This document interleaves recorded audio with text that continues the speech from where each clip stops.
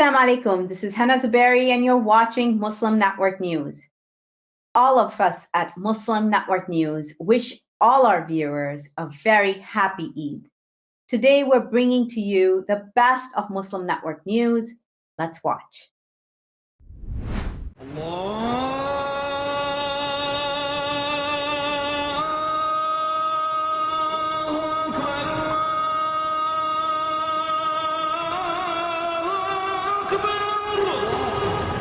Muslims hear the call to prayer 5 times a day.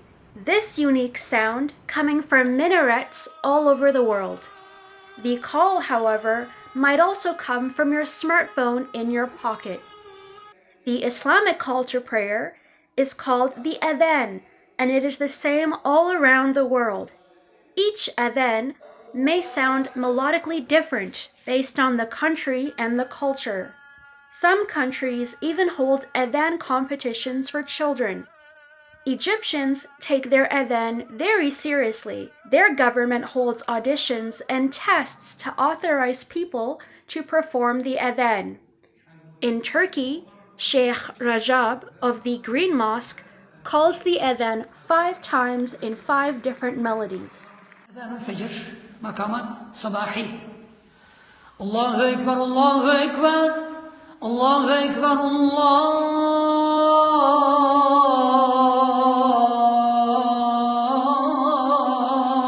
Akbar. Adhan al-Zuhur, maqamat Hijazi. Allahu Akbar, Allahu Akbar. Allahu Akbar, Allah. In the Middle East, there are 7 main types of melodies called maqams. These maqams have names like Nahawand, Bayati, and Hijaz. Nathawand is often used for the mid-afternoon Asr prayer, whereas Bayati is used for the midday prayer. Al-Haram. Allahu Akbar, Allahu Akbar. Adhan Madini. Allahu Akbar, Allahu Akbar. Adhan Hindi. Allahu Akbar, Allahu Akbar. And Adhan Andalusi. Allahu Akbar, Allahu Akbar. Allahu Akbar, Allahu Akbar. هذا أندلسي. أيوة. أذان مصري. أيوة. الله أكبر الله أكبر. Dedicating certain maqam to a certain time is not a random process. It is based on the maqam mood and feeling. The adhan is so loved that one of the most popular names in the Muslim world is Bilal, named after the first person to deliver the adhan during the time of the Prophet. This Indian Muslim is being called the Oxygen Man in Mumbai. His name is Shanawaz Sheikh. Shanawaz is supplying free oxygen cylinders to thousands of people across his city. The 32-year-old volunteer sold his cherished SUV to fund the initiative. His decision came after his friend's pregnant relative died while trying to get admitted to a hospital. Shanawaz now has a team of 20 volunteers battling a massive shortage of oxygen cylinders, made worse by profiteers. तो फिर मैंने decide किया कि मतलब मेरी जो SUV है मैं उसको बेच दूंगा और जो बेच के जो पैसे आएंगे हम लोग उसके ऑक्सीजन सिलेंडर लाएंगे ताकि हमारे पास ऑक्सीजन सिलेंडर की क्वांटिटी बढ़े और लोगों तक पहुंचाएंगे ताकि जिन लोगों को बेड नहीं मिल पा रहा है टाइम पे अगर उनको ऑक्सीजन सपोर्ट मिल जाए वक्त रहते तो शायद उनकी जान बच सकती है।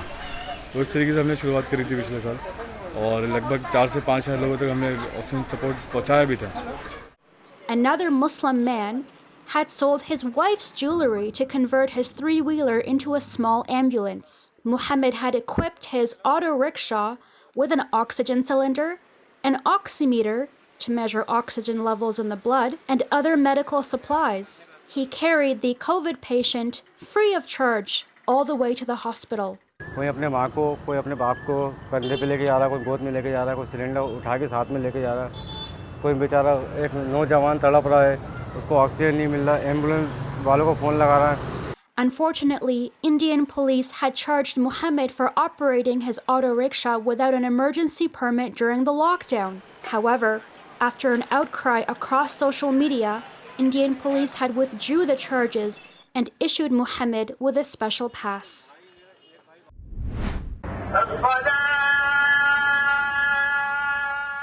One of the 5 pillars of Islam, called zakat, is a fundamental part of being a Muslim.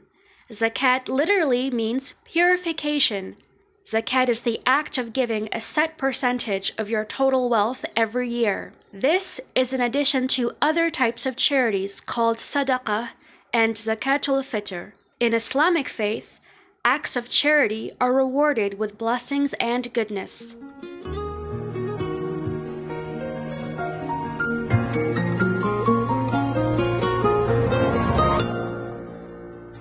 During Ramadan, these rewards are multiplied 70 times. Muslims tend to give zakat or charity in this month as well. A voluntary charity is called sadaqah. Not giving zakat is a major sin in Islam. It is considered the right of the poor and needy. Every abled Muslim gives away approximately 2.5% of their total wealth every year. The Prophet Muhammad, peace be upon him, and his companions had used zakat to liberate 80,000 slaves. Within 6 Muslim majority countries, zakat is collected and distributed by the state. These countries include Pakistan, Malaysia, Libya, Saudi Arabia, Sudan, and Yemen. In America, Canada, and Mexico, local masjids collect and distribute zakat. You're watching Best of Muslim Network News. Let's take a quick break. We'll be right back after these messages.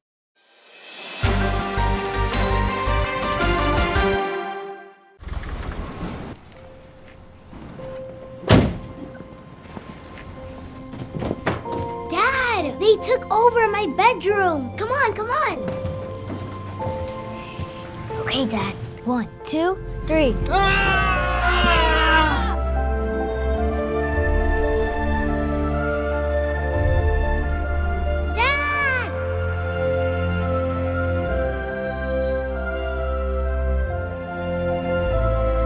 You saved me. Dad? Are you okay? I'm fine, dear.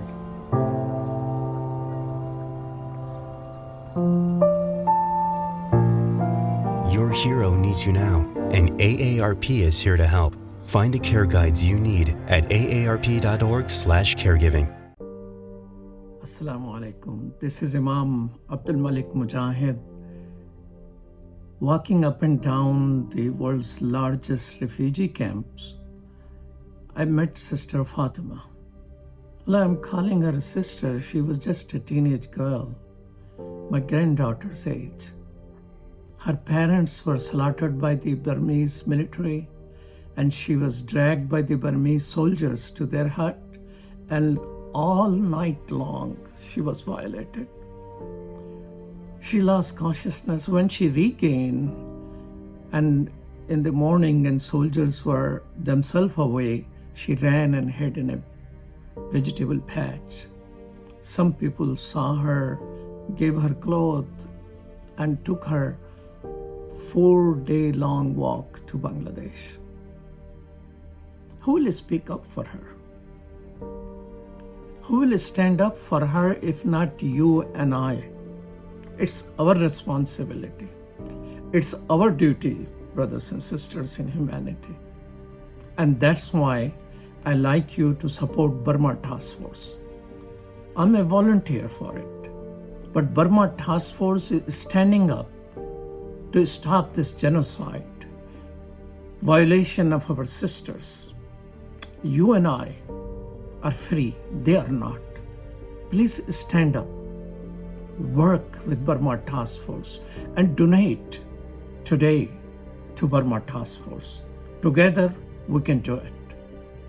Assalamu alaikum.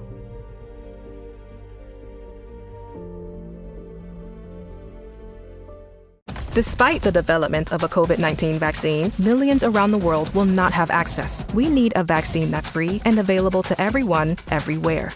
It's time for a people's vaccine.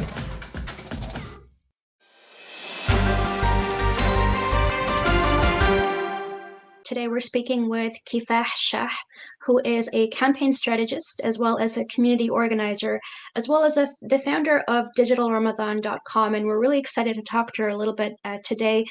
Thank you so much for being here with us, Kifah. Thank you so much for having me.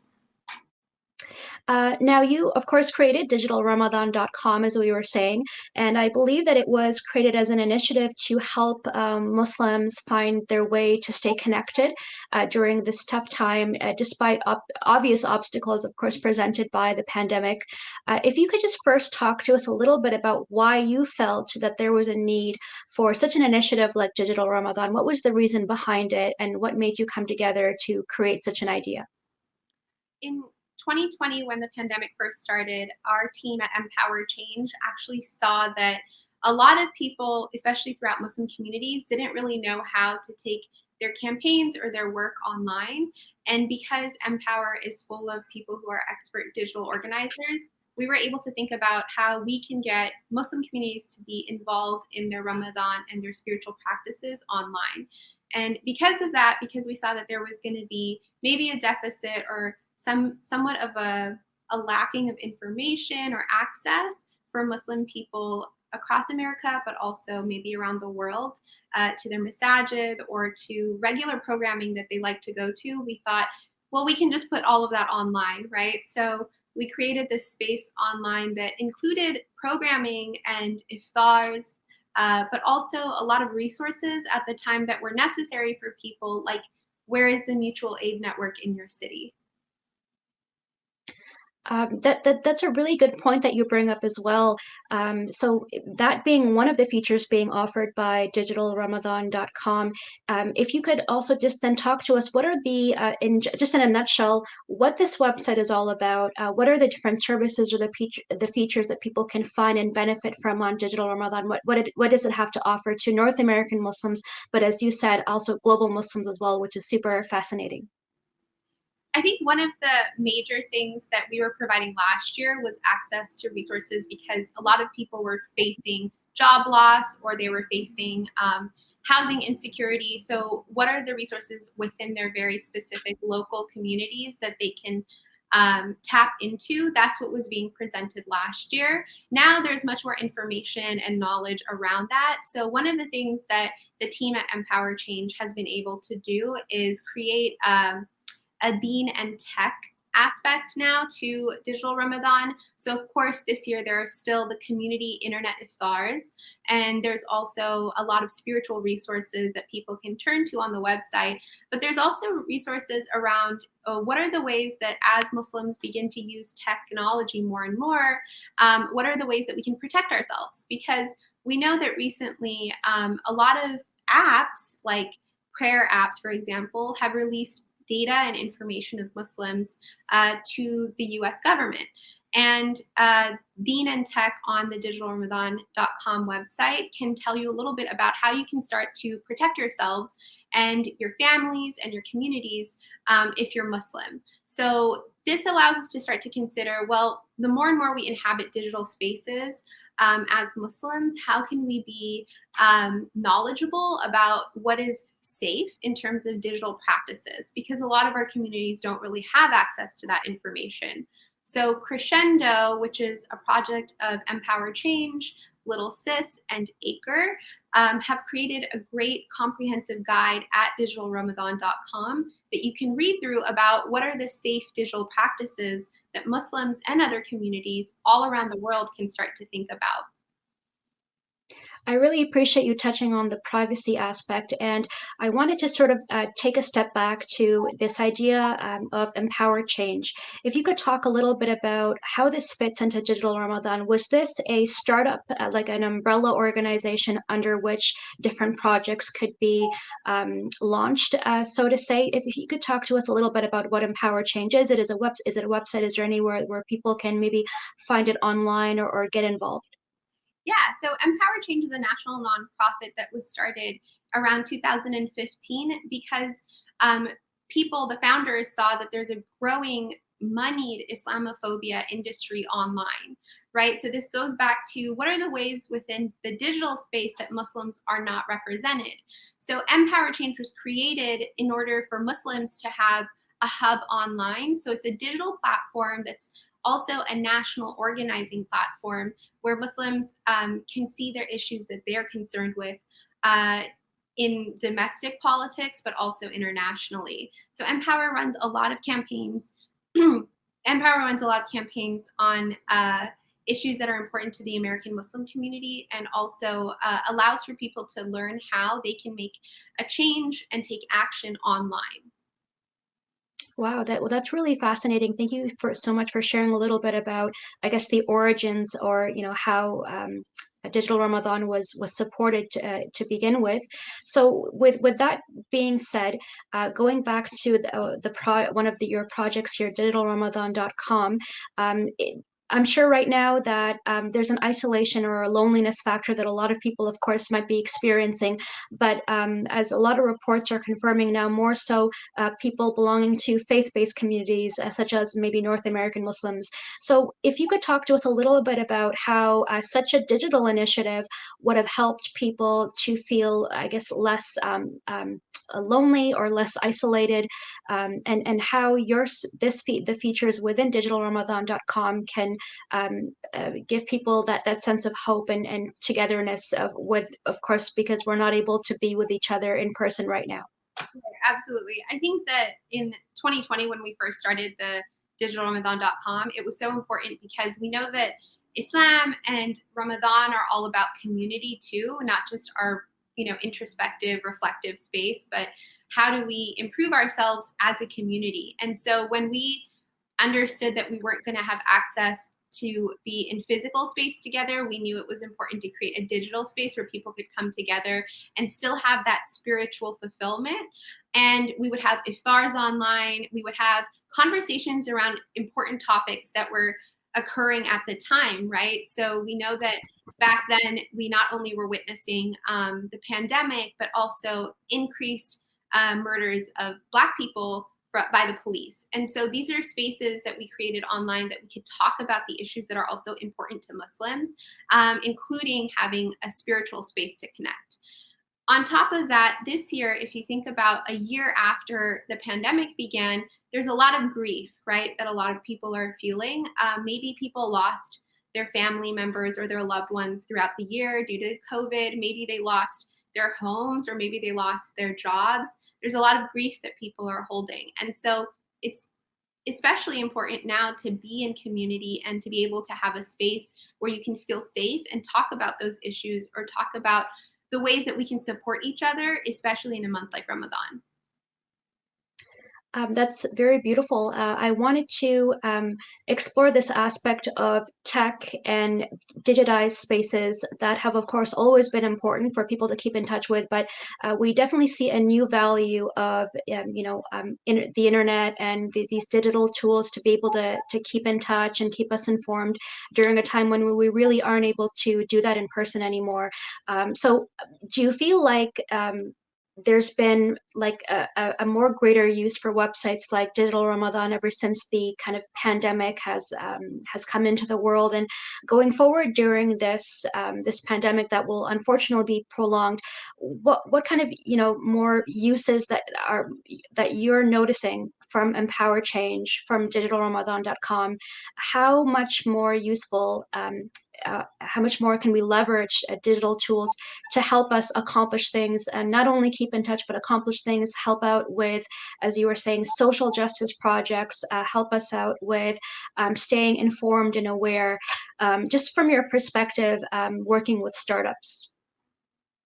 I think that more and more people are now accustomed to being online. In the time of the pandemic, a lot of people had to shift their work to being work from home, and so learning how to work remotely. And that means that a lot of our tools changed, or we integrated new things that were more tech-based into our daily practices that we maybe didn't do before. And so this applies to also the ways that we are sort of congregating as a community as Muslims, right? So a lot of mosques, for example, also move their programming online. There's some excellent programming that we're seeing coming out this year, especially by masajid that are local, but also, well-known scholars across the country and maybe even across the world. So more and more Muslims are getting, sort of into a digital space in terms of their community building and in terms of their practices, but also in terms of their politics. We know that a lot of Muslim communities were having important conversations around anti-Blackness within the Muslim community during the uprisings of the movement for Black Lives last year. And so as we start to build these spaces, one thing that's really important to think about is how do we continue to protect ourselves and be vigilant on internet spaces, right? Because it's great to have that space, and it's great to build our tools and more of our understanding of how to take action online, but also we have to be able to protect ourselves because there are a lot of pernicious practices that major tech companies, whether it's Amazon or Facebook or YouTube, they push certain practices that also do harm Muslim communities. I can go into that a little bit later, but we need to make sure that we're just as knowledgeable around the practices to secure and protect our communities online as much as we know new tech tools or how to engage online. You brought up some really good points there. So let's extend a little bit into the point that you were making. I guess it's important for everybody to stay safe, whether offline or online. So within that sphere, how is digitalramadan.com taking that precaution to help people stay informed, but making sure that they have the right information on their hands? If there have been a few strategies that you and your team are able to share with us, please definitely go ahead and do so. I do want to mention that I am no longer at Empower Change, but the team is very dear to me. But I did start the initiative at Empower Change. So Sure. But basically, the resource that's on digitalramadan.com that you can use at the Deen and Tech tab will tell you a little bit about, how to start to secure your Android, how to start to secure your iPhone. What are the ways that you can, even cover up the camera on your computer? What are the important first baseline practices that you can start to think about as far as your VPN? Things like this that are very fundamental baseline considerations that we can start to think about as we engage more and more on internet spaces. Because one of the things that we have to understand is that the more and more we engage online and become more vocal and get involved as digital organizers even, the more and more we might also become susceptible to bad practices by big tech companies. And if you go to the website, you can start to learn about just the very baseline aspects of how to start to protect yourself. And also to sort of go further than that, you can read a little bit more of the information provided by the Crescendo Project as well. Wonderful. Thank you so much for sharing some of the resources and where people can tap into that. I just wanted to ask you a little bit about, this being such a public initiative and open to anyone to use. Have you been able to gauge the response, the public response to this project, and how it's been able to either help people or maybe point people to the right direction? What kind of feedback so far have you been able to get from others? The feedback's always been very positive because people are very excited to see not just a beautiful website, but an easily accessible website, and also one that's really relevant to the times, right? So the information that's being provided is something that a lot of young people, but also anybody across the Muslim community might be thinking about, especially again, after we noted the very large story that came out about prayer apps that were releasing Muslims' information and data to the government, right? And so a lot of Muslims, especially across the US, are concerned with surveillance. And so when we start to think about what are the ways that we can not only spiritually reinforce our communities on a website like digitalramadan.com, we can also think about what are the ways that we can protect our communities. And so the response has been very positive because people think that in several aspects of their lives, this type of a resource is very helpful. So across their days during Ramadan, but also after when it comes to how to just be savvy online in general. And just thank you so much. And just in our remaining minute or so, if you could tell people from their perspective of the website how people can best stay in touch with their faith communities, how they can kind of keep those lines of communication open with their religious leadership. If from the perspective of the website, there's any advice that you could offer for people that might be feeling a little bit lonely and isolated, and that might need a little bit of guidance or a nudge to kind of reach out to others. Absolutely. So on digitalramadan.com, there is the Internet Iftar program that's offered. So you can attend, for example, on May 1st, on the International Day of the Worker, there is a big Ramadan Iftar happening. So please sign up for that and attend it. Otherwise, you can also think about locally, your mosque is probably doing some Facebook lives or some programming on YouTube or on Instagram. So support your local efforts from your mosque. Continue to support your local Islamic centers and masajid by donating to them. And, we have to keep each other afloat until we see better days, healthier days ahead, inshallah. So make sure you plug in not just to these big resources like digitalramadan.com, but also your local communities, and stay in touch with your local community online in that way. Wonderful. That's amazing. Thank you so much for all of the really insightful information that you've been able to share with us today. So this has been Kifah Shah from digitalramadan.com. Thank you so much.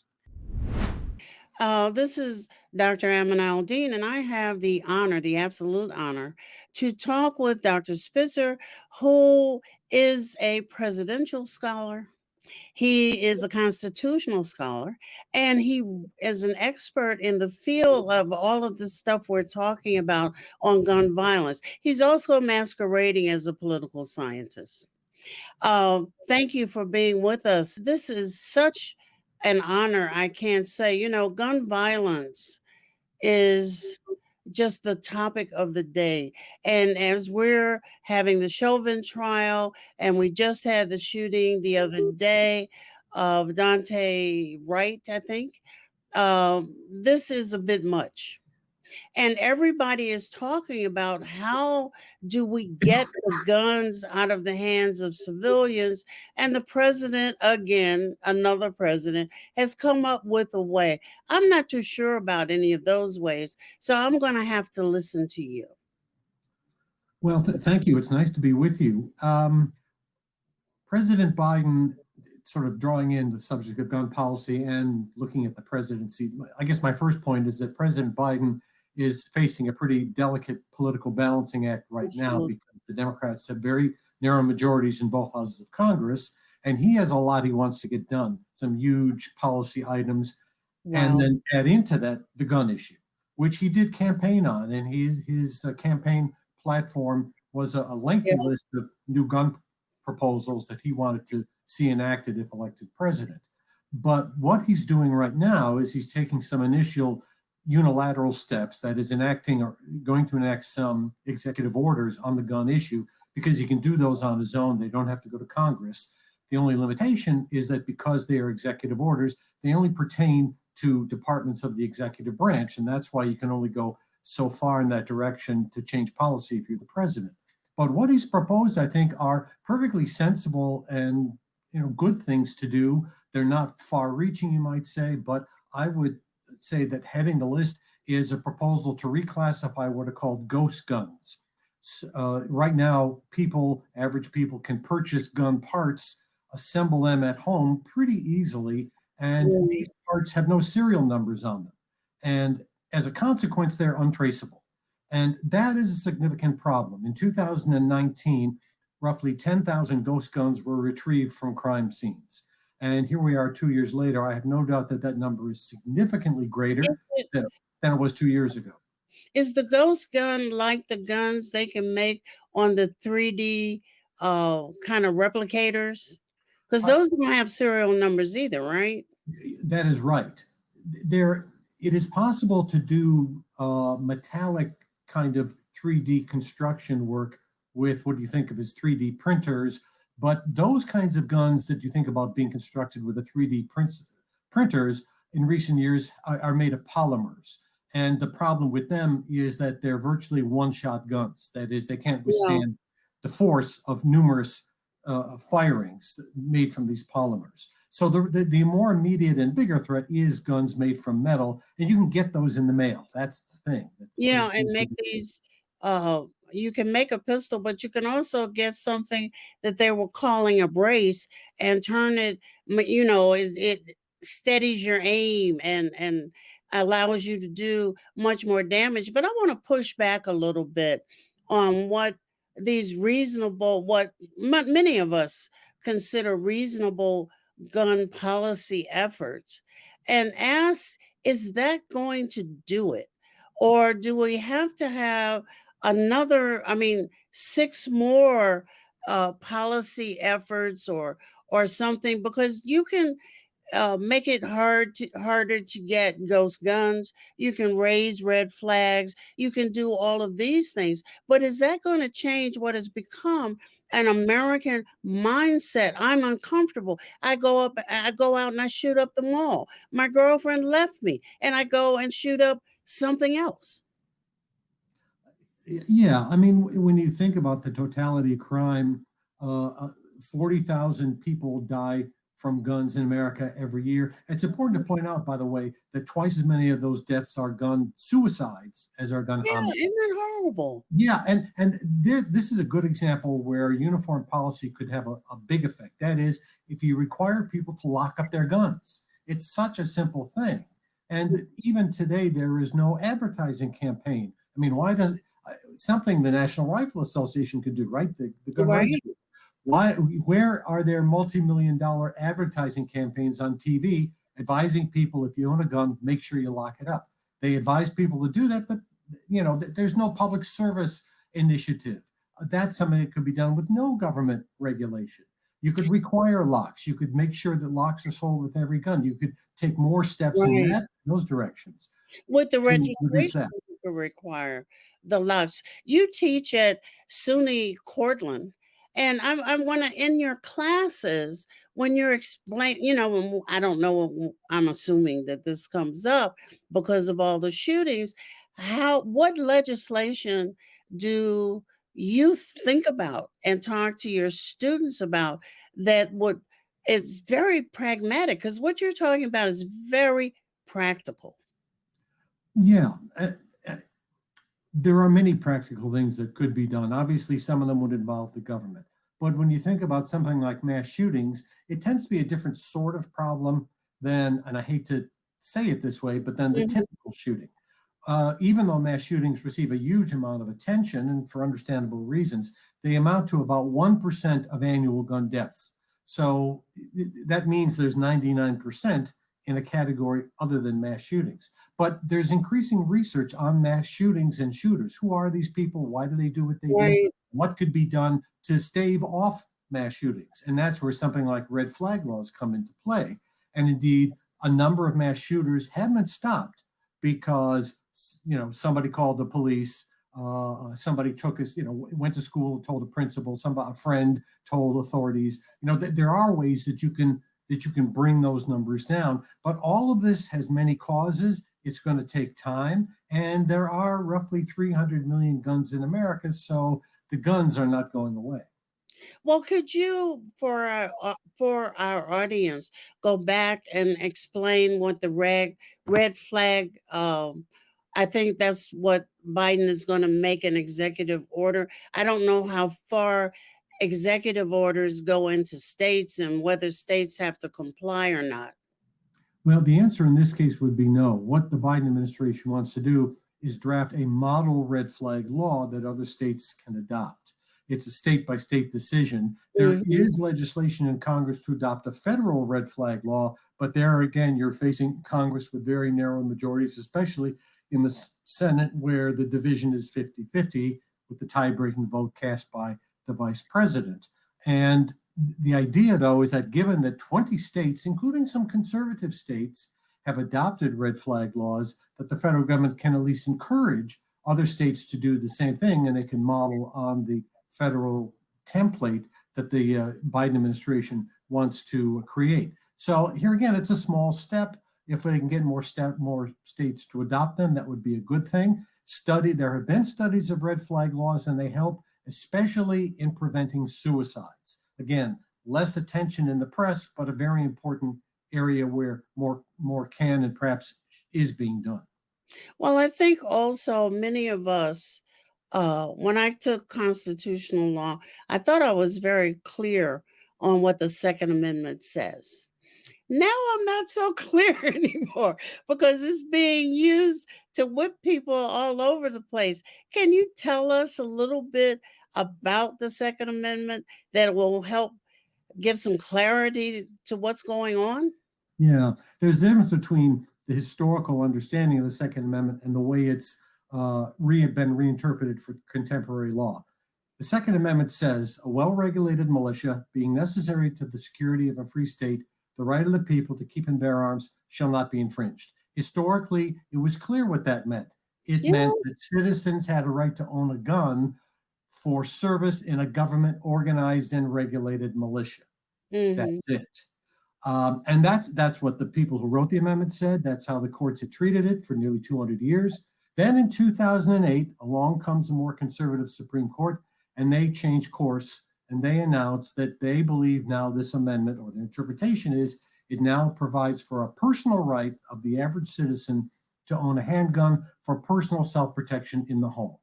But even in that, that is an ahistorical reading, as virtually any reputable historian would tell you, and indeed said at the time. But even in that decision, they listed extensively the kinds of laws that would be allowable under that rubric. And basically what it amounts to is pretty much every law that is on the books and that is being debated now would be fine under that rubric. But the final step is that we now have a very, very much more conservative court, even than we had in 2008. And I'm firmly convinced that there is a 5 or even 6 member majority that's prepared to start rolling back existing gun laws that have previously withstood legal challenge and even blocking new laws that could be beneficial. And if that happens, and I just think it's going to happen sooner or later, that is going to really, gum up the idea of trying to address the gun problem through public policy. That's a prediction for the future. But I think that's kind of where we stand. But when the Supreme Court gets to interpret, okay, but can it interpret so far away from the intention of what's actually there so that it causes harm to society? We could be, and we are obviously, a gun-toting society where civilians are shooting other civilians on the street and en masse at will. Yes. And the Supreme Court obviously can interpret the law as it sees fit. They are the final authority, although the Constitution can be amended to change court doctrine. Even the regular legislative process in the past has been used to alter constitutional meaning and the direction of constitutional law. So the other branches of government can and do participate in that process.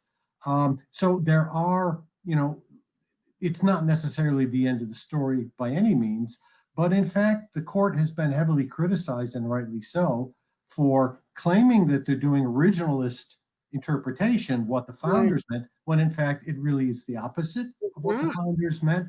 And I would just add one point, which is I've done a lot of research on old gun laws. And the fact is that in our history, gun ownership is as old as America, but so are gun laws. And in our first 300 years, in many respects, guns were more strictly regulated than they have been in the last 30 years. And that's a story that too few people know. Keep talking. I want to know more about what you're thinking here. You've got about a minute. It's all yours. Well, you're very kind. When you looking at these old gun laws, in fact, it's work I've been doing very recently, and I have been shocked at the wide range and variety and strictness of old gun laws. And I mean, going back to the 1600s, we've seen demonstrations, in the last year where people bring guns to the state capitol because they want to make a statement. Right. And there were laws as early as the 1600s that barred citizens from gathering in groups more than 10 with guns. And if they didn't disperse in the space of a half an hour or an hour, they were subject to arrest. That was in the 1600s. And the reason why is the same reason today, because it scares people. And that has always been true in American law. And it's just one of many areas where we need to pay more attention to what our real past is. Well, Professor Spitzer, we have learned a lot in a really small amount of time. So we'll have to get back to you because I know you're writing furiously. And thank you so much for being on Muslim Network TV. I enjoyed speaking with you very much. Thank you. Once again, the United States Commission on International Religious Freedom has declared India and China to be countries of particular concern. Countries of particular concerns. That goes by CPC. And the United States Commission on International Freedom, also called USIF, is the US-funded bipartisan commission. And as the world thinks that nothing in America is outside the red and blue, this is the commission when red and blue work with each other for international religious freedom. And today, I will be talking with someone who is the commissioner of USIF, Nadine Maenza. Welcome to Muslim Network TV, Nadine. Thank you so much for having me.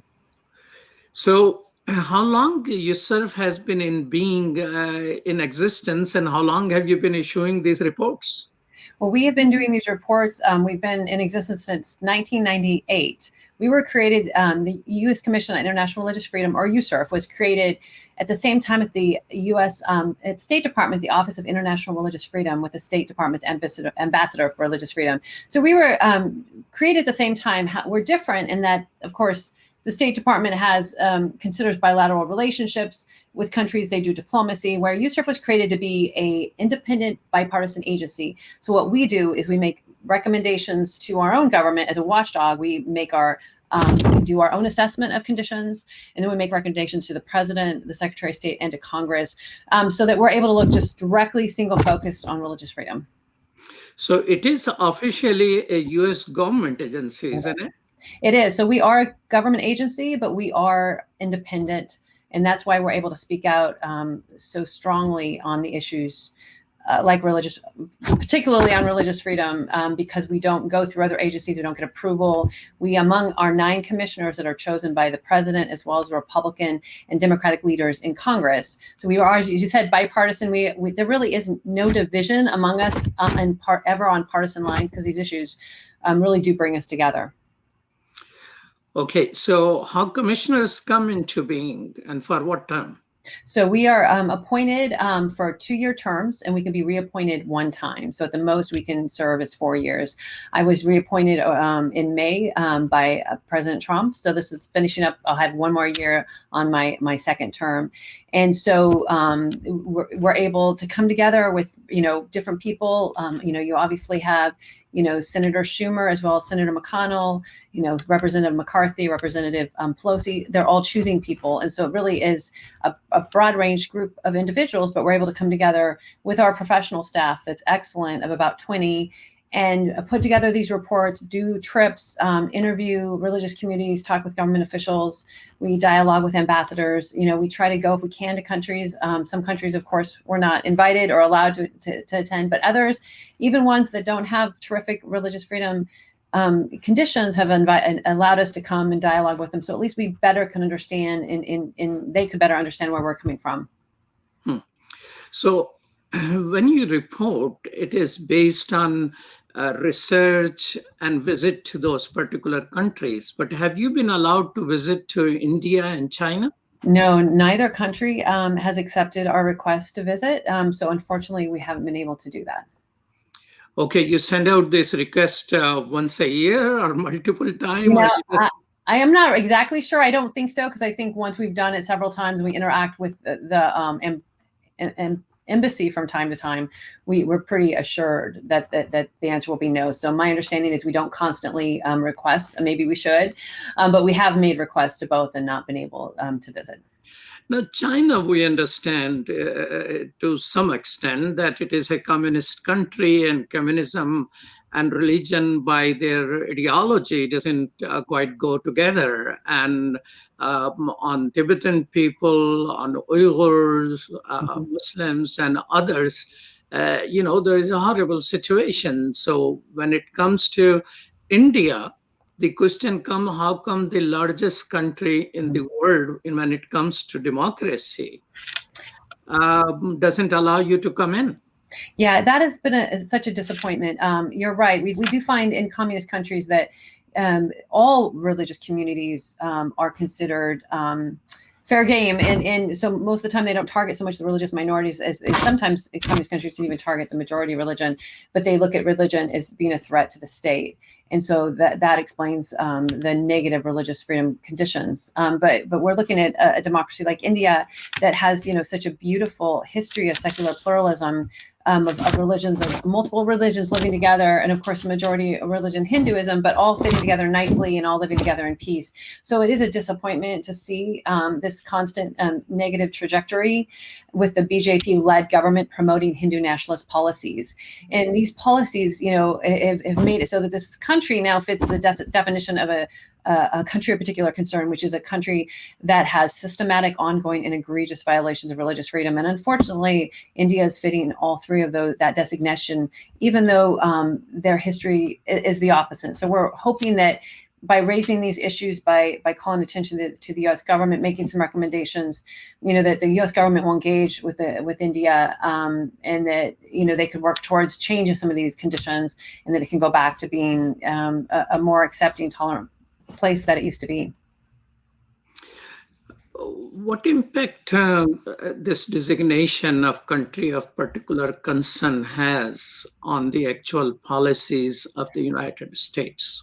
Well, we know that it definitely made it clear to the U.S. government that we were raising the alarm about the conditions. So in that respect, it was important. We do know we got the attention of the U.S. government. We've dialogued with them about India. We know they're taking a look at these conditions. But since the last 2 years, they've been so drastic to see the trajectory of conditions with mobs acting with impunity against religious communities, especially minorities. The combination of the mob with impunity, violent crackdown on dissent. So you have the violence going on towards religious minorities, but then you also see this systematic approach with national government and individual state governments, instituting discriminatory laws and policies that limit the lawful practice of religious minorities. So the combination of this is really creating an environment that is especially troubling for the commission. So is there anything which has improved as compared to 2019 to 2020 in India when it comes to minorities? We have not identified any positive trends. That is pretty saddening. It's a democracy, and how come your report, after it was issued, there was some reaction from India, but how come there is no effort to improve the situation of their own citizens? Right. We are hopeful that the citizens themselves, that obviously so many of the Indian population wants to live in an environment with tolerance and acceptance. So we're hopeful that the majority of citizens who do feel that way will speak up and demand a government that represents their views.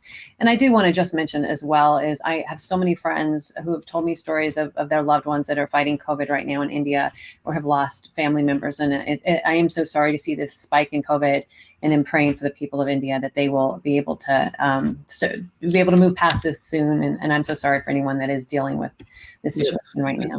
This was pretty sad. The oxygen running in short supply, and really pandemic is rampaging. But within that situation, last year there were major protests and attacks on minorities who were protesting the possibility of losing their citizenship. Right. How does your report of this year on India deals with that particular phenomena of religious discrimination? Yes, we are very concerned about the Citizenship Amendment Act.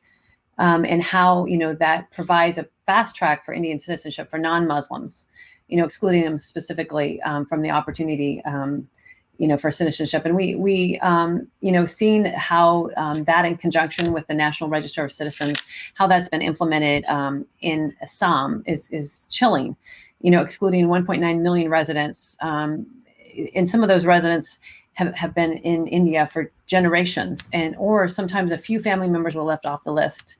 There's a large detention camp that's been built, so it's we had a hearing last March on citizenship laws that dealt with them in India as well as some other countries like Burma, showing how they're being used, really weaponized against religious minorities, and losing citizenship is a serious issue, and one that we really felt like the international community needed to be paying attention to because of the consequence of that. So we'll continue to watch that. Obviously, the protests show that a lot of people in India are not supporting the government's actions, or you wouldn't have seen these type of protests. And unfortunately, it was last February was the worst violence in 3 decades in India, with over 50 killed and over 200 injured, most of them Muslims. So, a really dangerous situation right now in India with these laws on the books, and we're hopeful that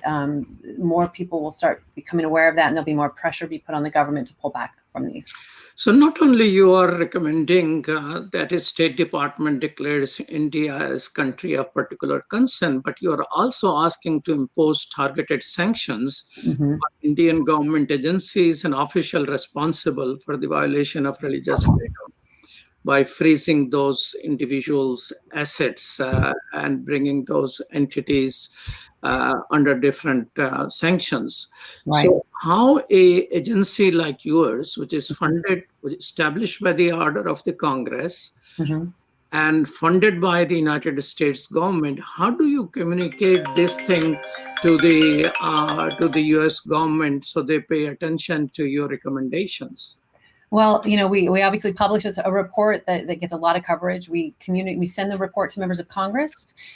We also, send it to the administration, but we also dialogue privately. The one thing about the commission that was most surprising to me, having watched it for years from the outside, and once I joined as commissioner, seeing that most of the work we do is behind the scenes. So while you may see a lot of reports, a lot of congressional hearings, a lot of media that the commissioners will do, and in addition to our annual report, we also do a lot of standalone reports all through the year on a variety of topics, including special country reports. So while we're producing a lot of information and doing a lot of public events, the dialogue behind the scenes with both our own government and other governments is probably some of the most important work that we do. And so on an issue like this, you can be sure that we've communicated privately to our own government. We've tried to communicate privately to those in the Indian government, as well as doing public information. So, we're trying to use all our different really levers to be able to highlight the importance of religious freedom. And we certainly have, we feel that very few were aware, at least that we had interacted with when we first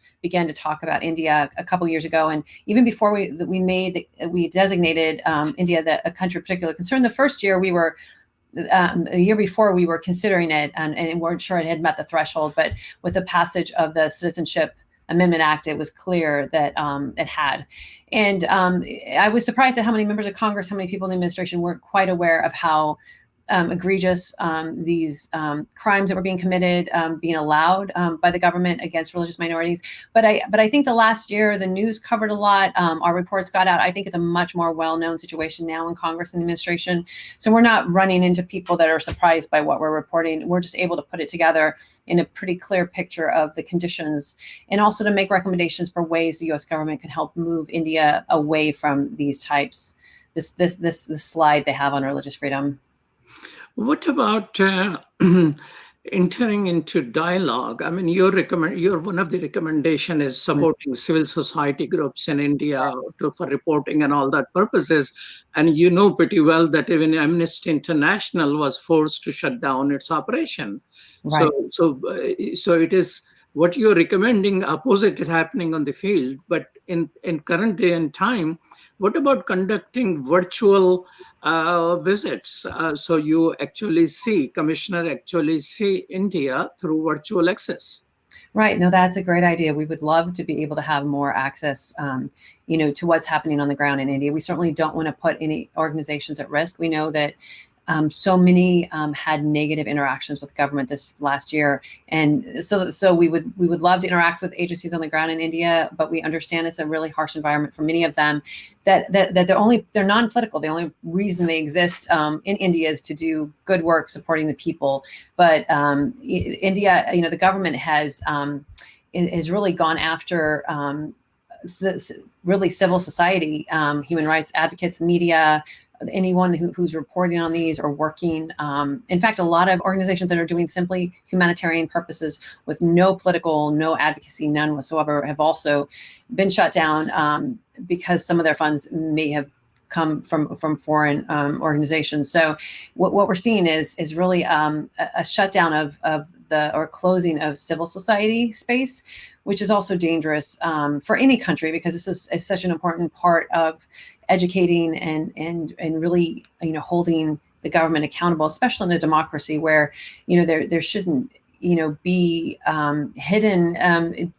hidden actions by the government. Everything should be transparent, and there should be a strong dialogue about what's happening in the country. But we're seeing the shutdown happen, and our main concern isn't, as you know, is religious freedom. So what we're seeing is really that those at the bottom of the pecking order, so to speak, and which tend to be the religious minorities, seem to be taking the brunt of a lot of the criticism, the intimidation, and the emboldened mobs because of these laws, and because of the fact there hasn't been any prosecution against crimes.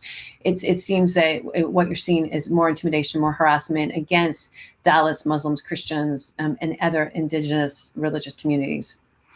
In 2020 report, I saw that you mentioned Hindutva ideology and Rashtriya Swayamsevak Sangh, RSS, as one of the catalysts of what is happening in India.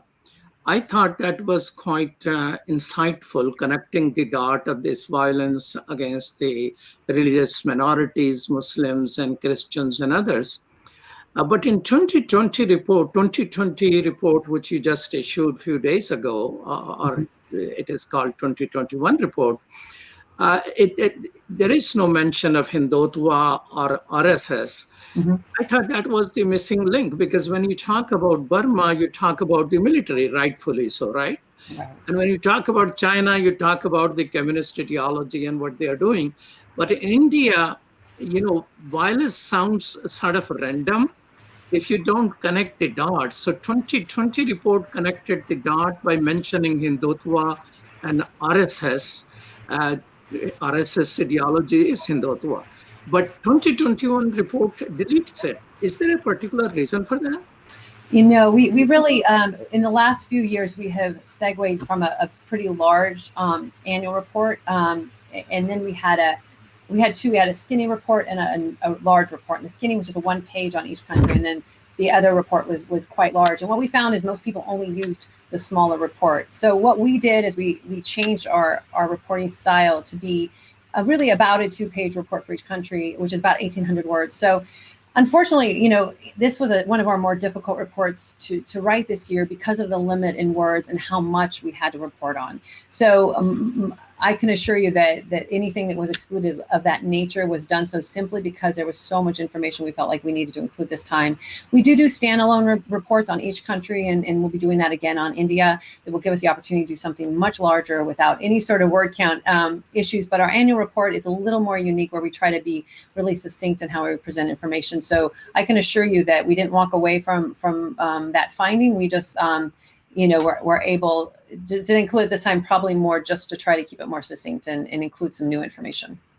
Well, Commissioner Mines, thank you so much for your work for international religious freedom. America is where religious freedom is for everyone to worship the way they like, choose the way they like, in the format they like. Right. And I think we deserve to continuously stand up for religious freedom of other human beings around the planet. So thank you so much for your work, Commissioner. Well, thank you so much for having me today. Peace, and thank you. And back to you, Hena. Thank you for watching the best of Muslim Network News. Assalamu alaikum and Eid Mubarak.